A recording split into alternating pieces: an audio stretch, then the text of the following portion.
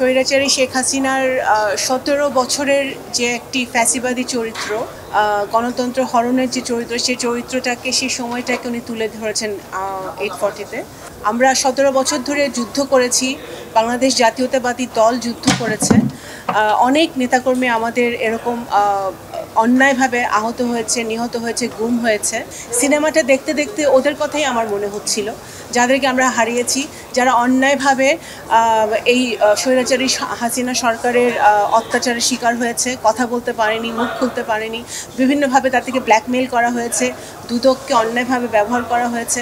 এই জিনিসগুলোই কিন্তু আমাদের আশেপাশের মানুষ এবং আমাদের জীবনের সাথে যে জিনিসগুলো ঘটেছে, এই ছবিটা দেখতে দেখতে আমার সেটাই মনে হচ্ছিল। এই সিনেমাটা সকল শ্রেণী পেশার মানুষ দেখবে এবং সকলে দেখা উচিত। আমি আবারও বললাম, আমার জন্য এটা একটি অত্যন্ত নতুন অভিজ্ঞতা আমি এই ধরনের সিনেমা দেখাতে। এবং আমি বলতে চাই যে সংস্কৃতির মধ্য দিয়ে সমাজের চিত্র, রাজনীতির চিত্র তুলে ধরতে হবে।